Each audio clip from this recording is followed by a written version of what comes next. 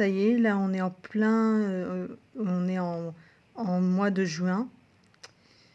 Donc, cela fait à peu près un mois, je crois que ça fait à peu près 2 mois, 1 ou 2 mois que le biopic Michael est sorti.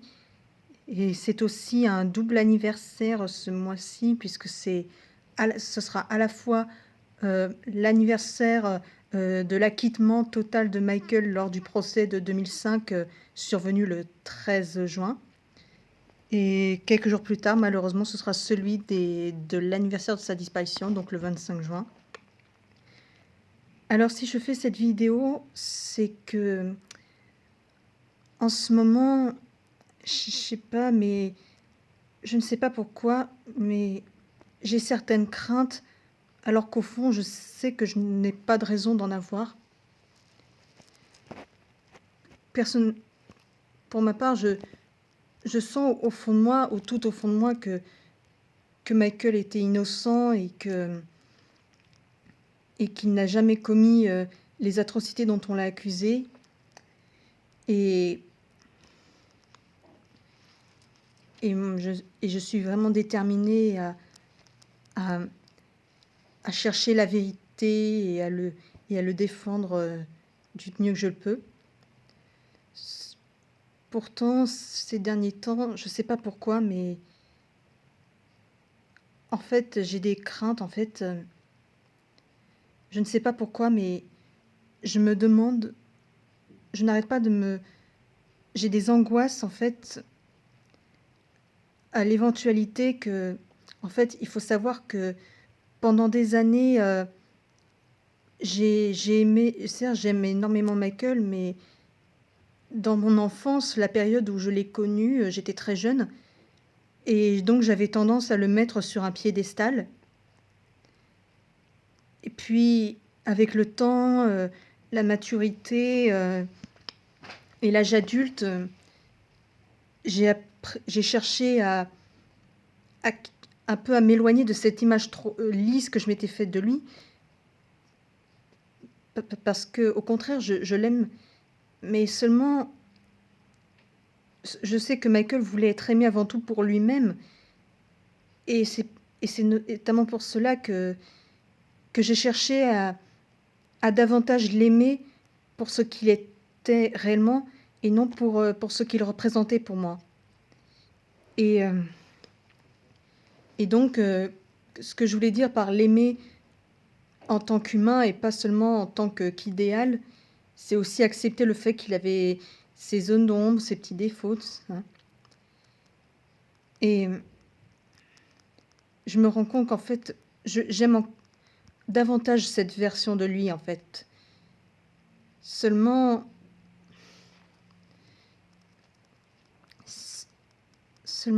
ça me bouleverse aussi. Parce qu'en fait, l'amour idéalisé que j'avais pour Michael quand j'étais enfant, ça a été en quelque sorte un refuge pour moi, un pilier émotionnel, spirituel, surtout à une période où j'étais pas bien, que j'avais pas mal de problèmes sociaux, parce que notamment le harcèlement scolaire.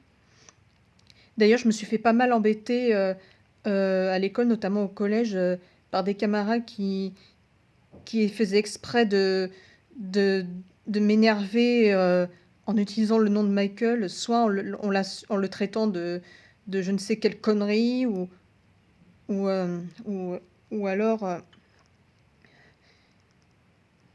enfin, vous voyez ce que je voulais dire. Et en fait, des fois, je ne sais pas pourquoi, alors que au fond de moi, je sais très bien que je n'ai aucune raison...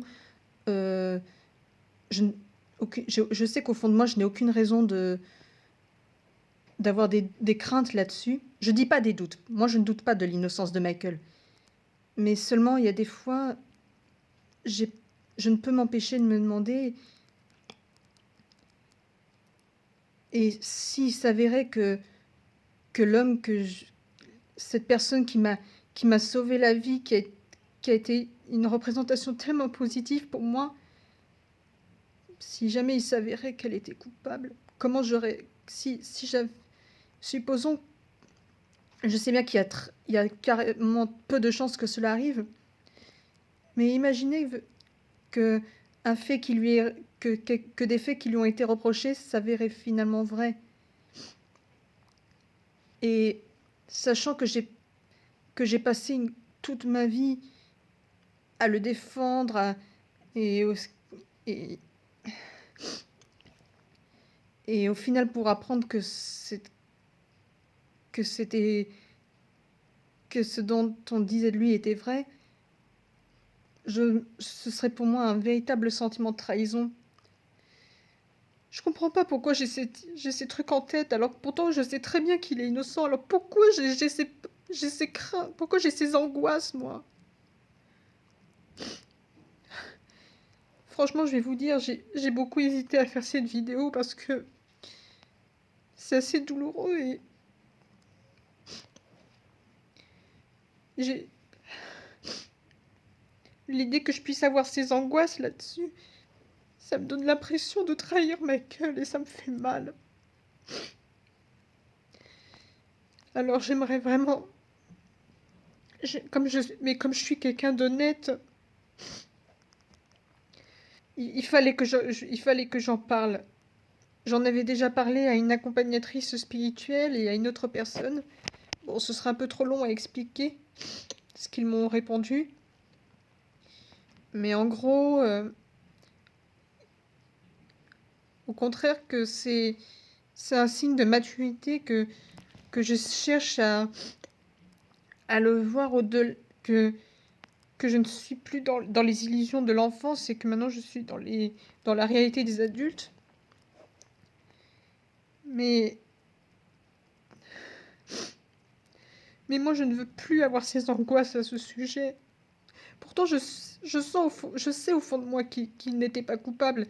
D'ailleurs, les faits de 2005 le prouvent. Les aveux de personnes qui ont finalement révélé avoir menti, c'est pareil. Alors pourquoi j'ai ces angoisses, moi? En fait, déjà, on est au mois de juin et même il y a longtemps, même encore il y a longtemps, suis rendu compte que j'étais particulièrement vulnérable durant ce mois, probablement comme beaucoup de Moonwalkers. Mais en fait, ça m'a fait réaliser qu'en fait, je n'aurais peut-être pas dû aller voir le biopic, en fait. J'ai l'impression qu'en fait, ça a ouvert une brèche, ça a ouvert une brèche émotionnelle et spirituelle. Voilà, j'ai fait cette vidéo parce je sens que j'ai besoin de poser cette question. Est-ce que parmi vous, Moonwalkers, il y en a d'autres qui sont dans le même ressenti que moi? C'est-à-dire, vous êtes convaincus que Michael était innocent et vous savez que vous n'avez aucune raison d'avoir des angoisses ou même d'imaginer ce que ça vous ferait si vous appreniez qu'il était en réalité coupable. Mais pourtant, vous ne pouvez pas vous empêcher d'en avoir et que vous ne savez pas comment en parler parce que vous avez peur d'être perçu comme un traître ou parce que vous avez l'impression de trahir Michael. J'ai besoin de savoir s'il y en a d'autres qui sont dans le même ressenti, dans le même sentiment que moi. Et dans ce cas, j'aimerais vraiment savoir ce que vous ferez à ma place pour ne plus avoir ces angoisses. Merci.